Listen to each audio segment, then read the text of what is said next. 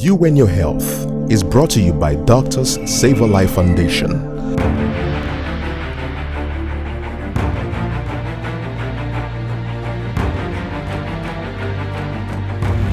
Save a Life Foundation is an NGO with a unique vision of giving total health for all through the power of knowledge. Your health is your strength. Your health is your prosperity. Your health is your life. Give it professional attention. You and Your Health with Dr. Richard Okoye.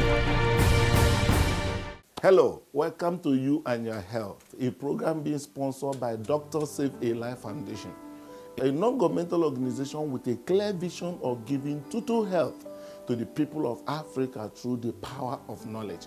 It's my pleasure today to discuss something very crucial, very life-saving with respect to our women. It is something that involves all of us because we all have sisters, we all have wives. We have someone dear to us that may be passing through what we are talking about today. So, in today's edition, we are going to talk about the fertility dangers of neglected fibroid as well as excessive menstrual bleeding. Now, in the recent time, you have observed that our women have passed through a lot of horrors in a marital relationship with respect also to fertility, and so many people's lives are being threatened because of this singular subject, fibroid.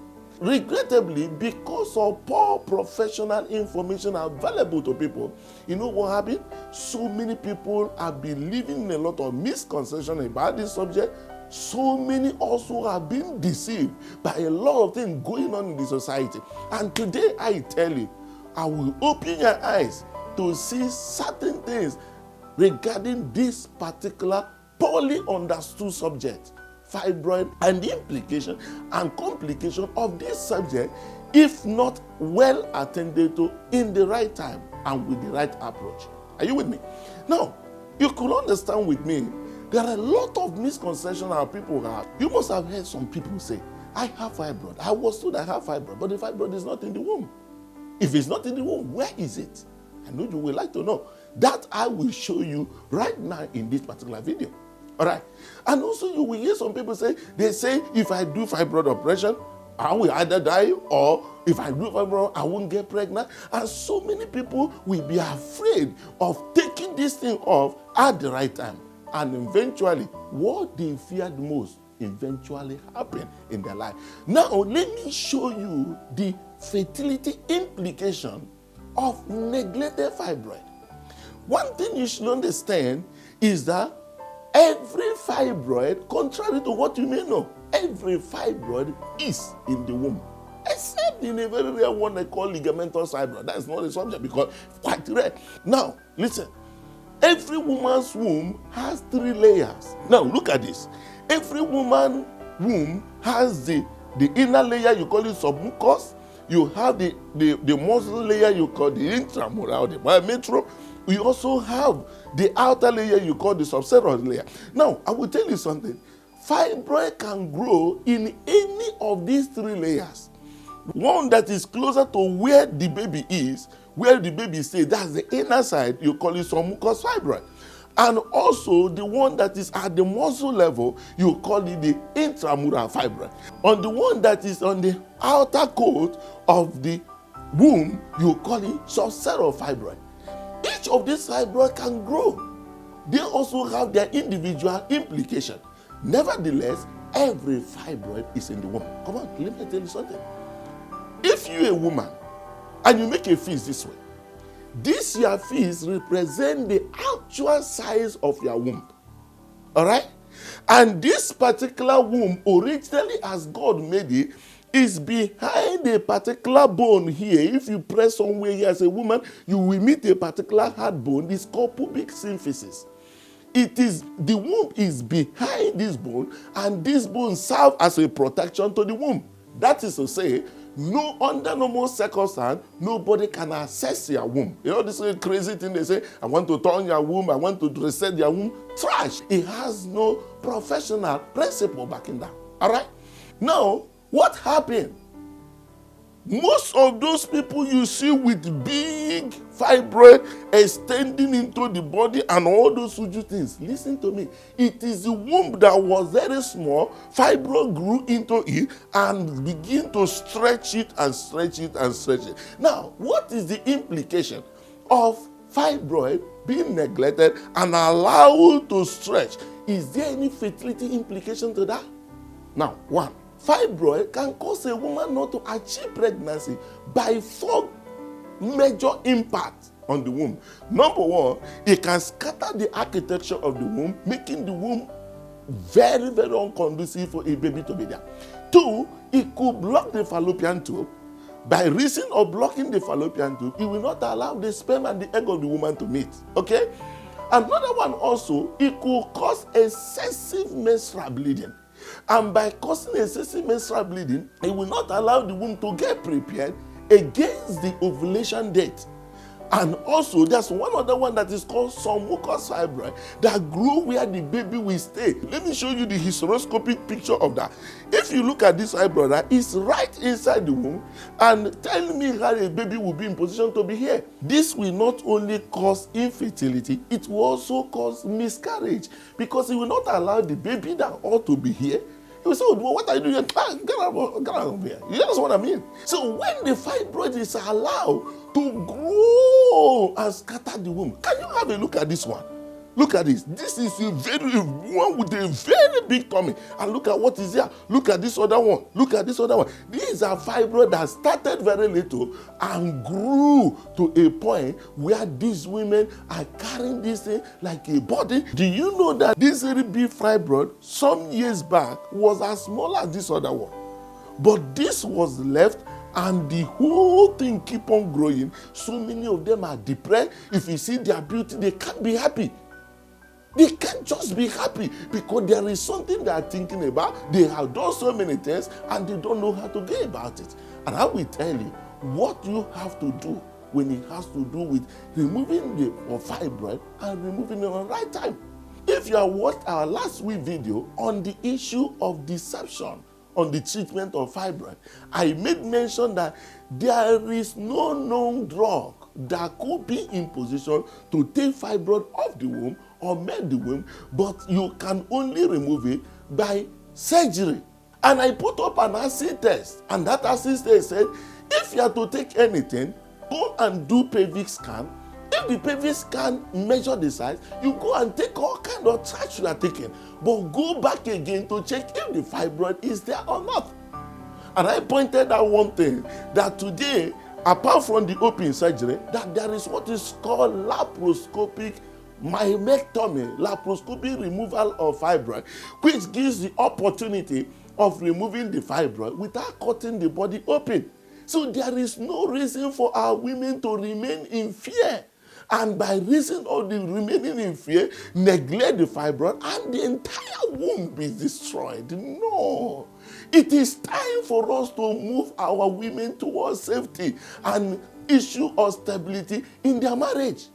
Some people say, I have known somebody who did the fibroid operation, the woman is not pregnant. No. It is not the surgery that led to the woman not getting pregnant. No. I have seen the reverse. The reason is, when the womb has already been stretched and distorted with so many fibroids, after removing the fibroid, the womb is left with nothing but the pieces of meat. Now have a look at this. Do you know that all these fibroids came out from one woman's womb? Now tell me what will be the fate of this particular womb after all these things have gone out of it. Some also, because of delay in marriage, secondary to low sperm count. It may be the problem of the man, and the woman is left over time. Now fibroid will grow. After removing the fibroid, say no pregnancy. They say it's fibroid, but I have removed the fibroid, but no pregnancy. But did you take time to check the man's sperm status? That woman can't get pregnant on her own. So you have to consider the male factor and also consider the issue of at what point was this fibroid removed? Is it at the right time or when the womb has already been finished?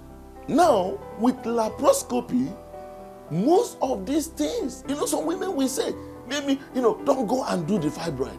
Wait when you marry. So what is that? You have fibroid, you say wait when you marry, so that it becomes a problem. You start your marriage with crisis. If it is something that needs to be attended to, attend it early. Now, the advantage of laparoscopy procedure is like I showed you last time. Now, in laparoscopy, you could be in position to take the fibroid off the womb without needing to cut the body open. Now, look at the advantages of this. I will show you. One is this. Apart from not needing to cut the body open, it gives you first and foremost opportunity to be in position to assess the fertility future of this woman. You can check the fallopian tube. Okay, look at this now. This is what is called dye test, to check if the fallopian tube is blocked or not. This is an opportunity you can also take. It will also help to reveal where the fibroid is, like the one that I showed you that is located right inside the womb, and the other ones also are there. And you can also have opportunity, because you see now the closure is done this way. It does not require woman hands going there, so the chances of infection is very, very minimal. You can also have an opportunity in this particular process to know what is this woman's fertility chances.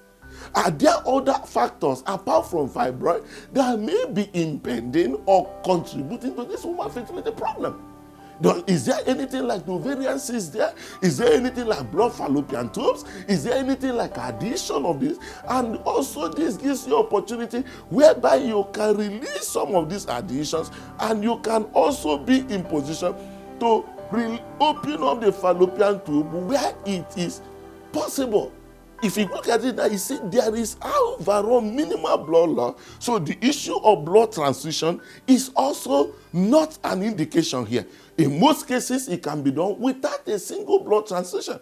And that becomes an advantage to people that have some religious inclination that they don't want to receive blood. But most importantly is that it has to be removed at the right time. And most importantly, it gives you the next level of this woman's hope, which is getting pregnant, being a mother of children. And that will tell you, after this, is this woman truly able to get natural conception? Or if he's going for IVF and all the ICSI, what are the things that can make her be able to succeed in the course of doing the same? The summary of this exercise is that fibroid need to be removed, and to be removed at the right time, be it with open surgery or with laparoscopy surgery. It is very essential that it be given attention. Please, this particular video is something very crucial for our women. Please save our women from all the deception that are suffering in the society. Look out for our previous video on that, and also be in position to share it to as many as you know. You know what happened? When you build a happy woman, you build a happy family, and you also build a happy society. Let us move as a unit to liberate Africa from ignorance through the power of professional knowledge. This program comes to you every Friday. Watch out for it in this particular medium. God bless you, and keep in touch. Thank you for watching this program. For sponsorship and support, call 0810-000-0851 or 0810-000-0651. WhatsApp on 0803-710-8150, or visit our website at www.saverlifemissions.com. You can also stay connected with us through any of these our social media accounts.